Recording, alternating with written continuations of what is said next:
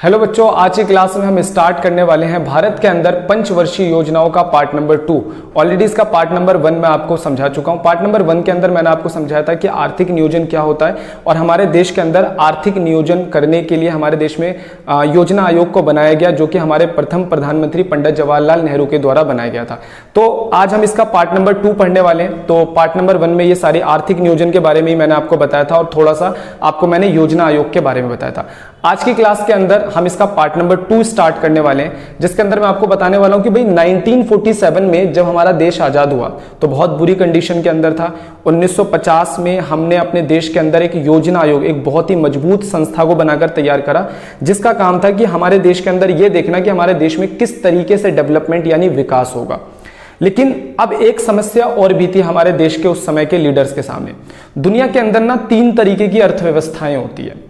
एक होता है पूंजीवादी अर्थव्यवस्था, एक होता है समाजवादी अर्थव्यवस्था और एक होता है मिश्रित अर्थव्यवस्था। तो भारत इन तीनों में से कौन सी अर्थव्यवस्था को अपनाए, उस समय यह बहुत बड़ी कंफ्यूजन का मुद्दा था। ठीक है, तो उस समय के जो हमारे बड़े बड़े लीडर्स थे उन्होंने बहुत विचार विमर्श करा और हमारे देश के अंदर मिश्रित अर्थव्यवस्था को लेकर आई। अब इस पार्ट के अंदर हम यही पढ़ने वाले हैं कि भाई समाजवादी अर्थव्यवस्था क्या होता है, पूंजीवादी अर्थव्यवस्था क्या होता है और मिश्रित अर्थव्यवस्था क्या होता है। इन तीनों ही अर्थव्यवस्था के कुछ फायदे और नुकसान मैं आपको बताऊंगा और मैं आपको बताऊंगा कि आजादी के बाद क्यों भारत के लीडर्स ने मिश्रित अर्थव्यवस्था को ही अपनाया। तो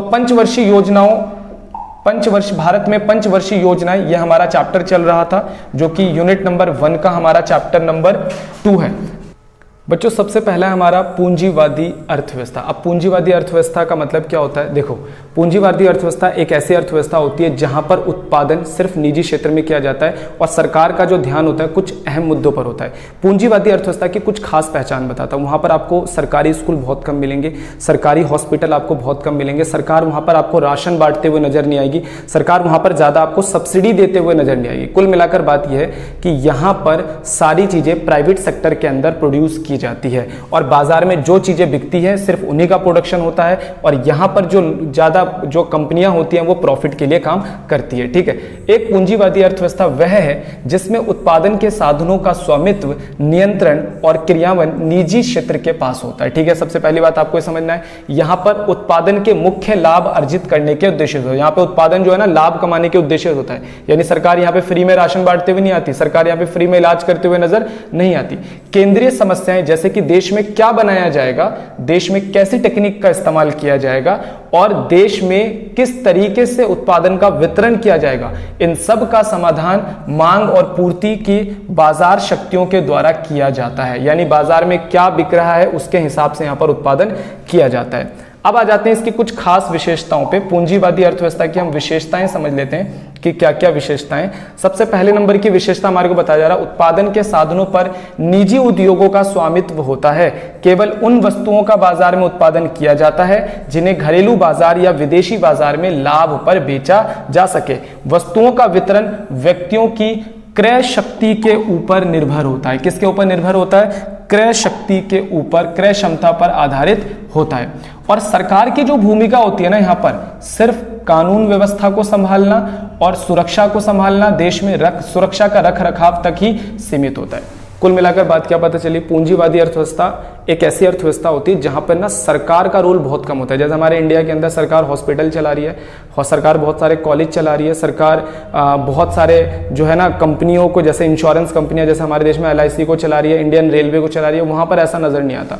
पूंजीवादी अर्थव्यवस्था भाई एक ऐसी अर्थव्यवस्था है जहां पर सरकार प्रोडक्शन ना के बराबर करती है और सारी चीजों बाजार शक्तियों के ऊपर छोड़ देती है, यानी सारी चीजें प्राइवेट कर देती है। यहां पर सरकार का जो ध्यान होता है वो सिर्फ कुछ खास चीजों पर, देश के अंदर कानून व्यवस्था बनाए रखना और देश की सुरक्षा का जो मामला होता है वो सरकार तक सीमित होता है। इस तरह की अर्थव्यवस्था आपको पता है यूरोप के ज्यादातर देशों में पाई जाती है और अमेरिका के अंदर भी इस तरह की अर्थव्यवस्था पाई जाती है। इसका फायदा क्या होता है? इसका सबसे बड़ा फायदा ये होता है कि लाभ अधिकतम होता है देश के अंदर, यानी कि निजी क्षेत्र अधिक से अधिक लाभ कमा पाते हैं क्योंकि सरकारी हस्तक्षेप नहीं होता प्रोडक्शन में।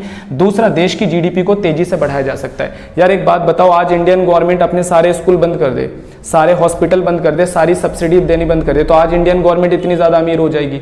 तो कुल मिलाकर बात यह है कि यहाँ पर सरकार का खर्चा बहुत कम हो जाता है, जिससे देश की GDP तेजी से ग्रो कर जाती है। ठीक है, तो एक बात आपको याद रखना है, दूसरे नंबर की बात यहां पर अवगुण पर आ जाते हैं। इसका अवगुण क्या होगा? इसका अवगुण सीधा सीधा यह है कि जे देश के अंदर जो गरीब लोग हैं वो गरीब ही रह जाते हैं। अगर एक बात बताओ, इंडिया के अंदर आज सारी चीजों को प्राइवेट कर दिया जाए, सारे स्कूल प्राइवेट कर दिया जाए, पता नहीं कितने सारे बच्चे हैं जो अच्छी शिक्षा प्राप्त नहीं कर सकेंगे।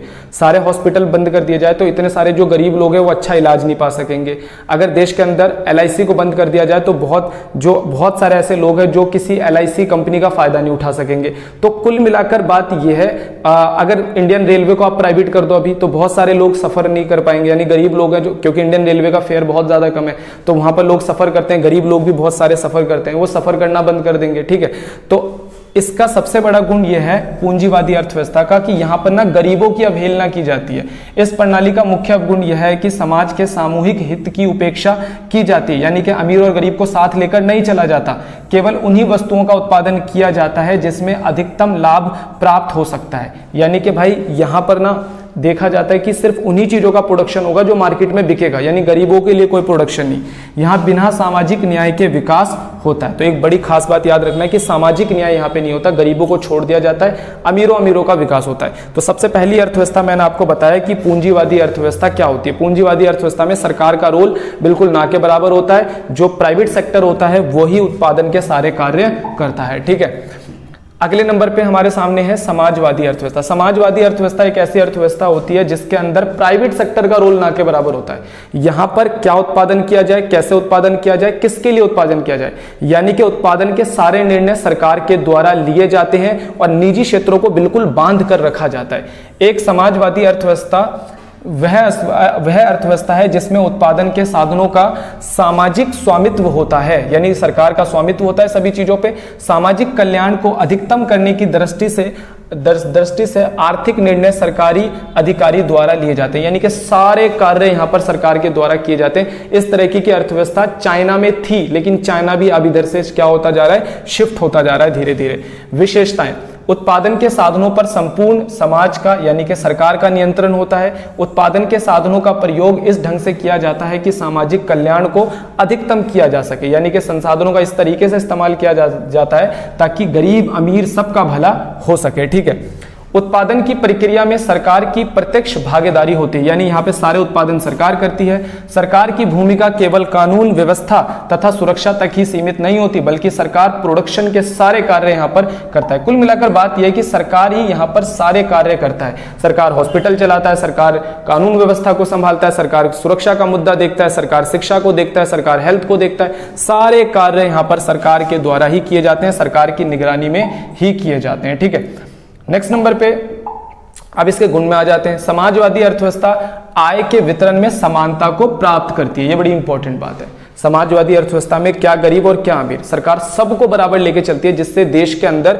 अमीर और गरीब का जो भेद होता है वो खत्म होता है, आय बराबर हो जाती है। यह विकास प्रक्रिया में समावेशी होता है और सामाजिक न्याय के सिद्धांत पर आधारित होता है। ऐसी अर्थव्यवस्था ना ज्यादातर उन देशों में अच्छी रहती है जो बहुत ही ज्यादा गरीब है। ठीक है, यानी कि जहां पर सरकार अपना पूरा कंट्रोल जमा के रखना चाहती है हर चीज के ऊपर। ठीक है, अवगुण, इस अर्थव्यवस्था का प्रमुख अवगुण यह है कि यहाँ पे जीडीपी संवृद्धि बहुत ही धीमी हो जाती है, क्योंकि एक बात मुझे बताओ कि अगर सारे कार्य सरकार ही करेगी तो सरकार के ऊपर एक बहुत बड़ा बर्डन आ जाएगा, यानी कि सरकार कार्यों के दबाव में एकदम दब सी जाएगी।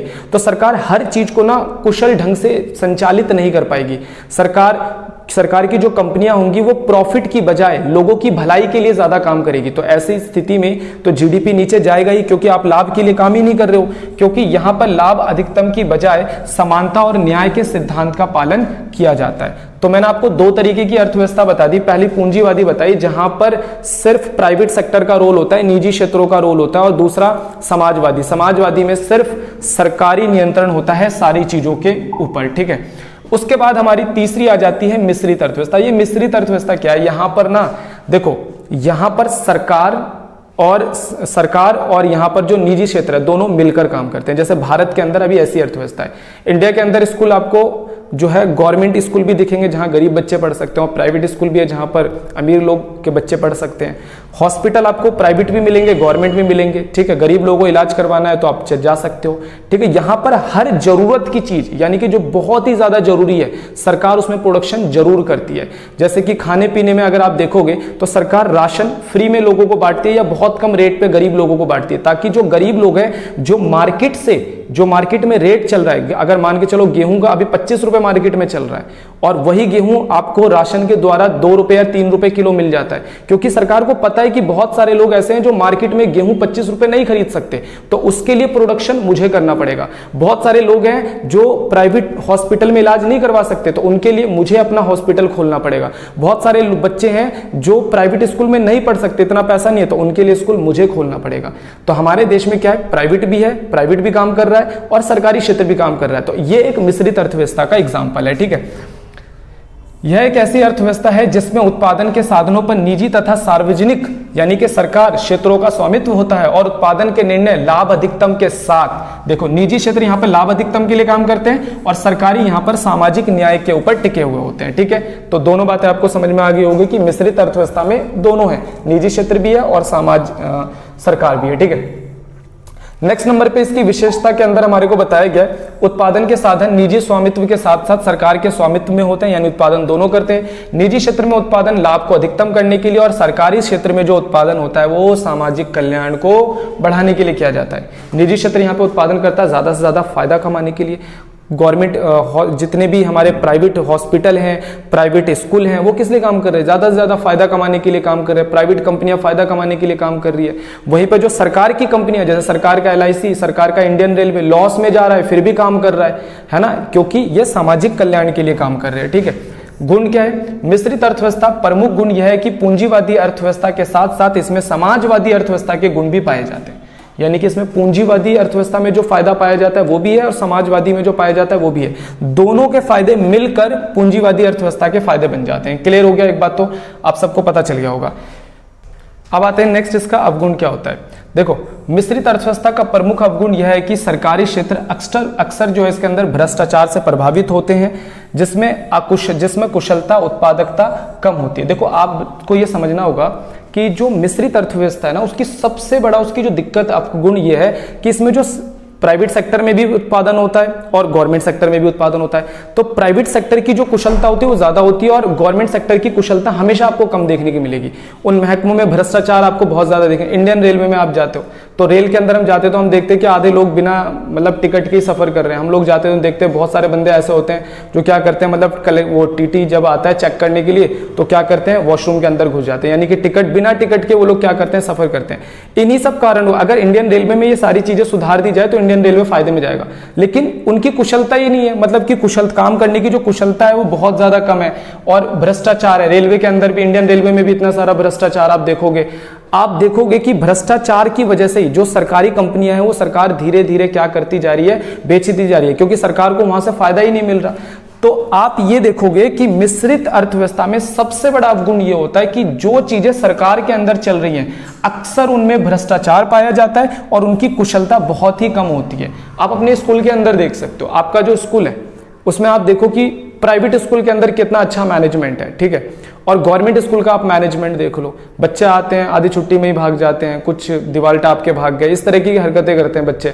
आपने देखा होगा क्लास के अंदर 2-2 पीरियड तक टीचर ही नहीं आते, ठीक है, कुछ टीचर्स आते हैं मतलब आते हैं अपना सो के चले जाते हैं। तो इस तरह के, जबकि प्राइवेट स्कूल के अंदर आपको ये सारी चीजें देखने के लिए नहीं मिलेंगी। आप गवर्नमेंट के किसी भी इंस्टीट्यूशन में चले जाओ, जैसे लाइक हम SBI बैंक के अंदर जाते हैं तो SBI बैंक में बंदे लाइन लगा खड़े हैं, तो आपने देखा होगा जैसे हमारा नंबर आता है वो बंदा बोलता है भी लंच हो गया। लंच होने में मतलब 20 मिनट पड़े हुए लेकिन फिर भी बोलता है लंच हो गया। तो उनके कार्य करने का उनका मन ही नहीं होता, ठीक है। अब सवाल यह है कि भारत जब आजाद हुआ 1950 में, तो भारत को कौन सी अर्थव्यवस्था अपनानी चाहिए थी? तो भारत ने मिश्रित अर्थव्यवस्था का चुनाव करा। मिश्रित अर्थव्यवस्था का चुनाव इसलिए करा क्योंकि जो हमारे पंडित जवाहरलाल नेहरू थे वो हमारे देश के निजी क्षेत्र को पूरी तरीके से खत्म नहीं करना चाहते थे, पहली नंबर की बात ये। और दूसरा, उनको समाजवादी अर्थव्यवस्था इसलिए अच्छी नहीं लगती, उनको पूंजीवादी अर्थव्यवस्था इसलिए अच्छी नहीं लगती थी क्योंकि उसके अंदर सारी चीजें प्राइवेट हो जाती। तो जो हमारे देश के गरीब बच्चे थे उनको एजुकेशन कहां से मिलता, गरीब लोगों को हॉस्पिटल हॉस्पिटल से इलाज कहाँ से मिलता, हमारे देश के गरीब किसानों के लिए काम कौन करता। इसलिए हमारे देश के तत्कालीन प्रधानमंत्री जो थे पंडित जवाहरलाल नेहरू, उन्होंने एक मिश्रित अर्थव्यवस्था का चुनाव करा, क्योंकि मिश्रित अर्थव्यवस्था के अंदर सरकार क्या करती, सरकारी क्षेत्र उत्पादन करती गरीबों के लिए और निजी क्षेत्र उत्पादन करती अमीरों के लिए, तो दोनों का समावेश पाया जाता। ठीक है, तो हमने आजादी के बाद कौन सी अर्थव्यवस्था अपनाई, मिश्रित अर्थव्यवस्था अपनाई। स्वतंत्रता प्राप्ति के बाद भारत के नेता जैसे पंडित जवाहरलाल नेहरू इस बात को लेकर भ्रमित थे कि भारत में किस आर्थिक व्यवस्था को अपनाया जाए। पहले पॉइंट में यह बताया गया। ठीक है, अब दूसरे पॉइंट में बताया जा रहा है कुछ नेता समाजवादी अर्थव्यवस्था के पक्ष में थे, परंतु भारत जैसे एक प्रजातांत्रिक देश के अंदर निजी स्वामित्व को पूरी तरीके से समाप्त करना संभव नहीं था। बहुत सारे नेता हमारे देश में चाहते थे कि हम समाजवाद अर्थव्यवस्था को लाएं, लेकिन भारत जैसे देश के अंदर जहां पर निजी क्षेत्र थोड़ा सा बढ़ा हुआ था, निजी क्षेत्र काफी फैला हुआ था, उसको समाप्त करना इतनी आसानी से संभव नहीं था। हमारे प्रथम प्रधानमंत्री पंडित जवाहरलाल नेहरू को पूंजीवादी आर्थिक व्यवस्था अच्छी नहीं लगती थी।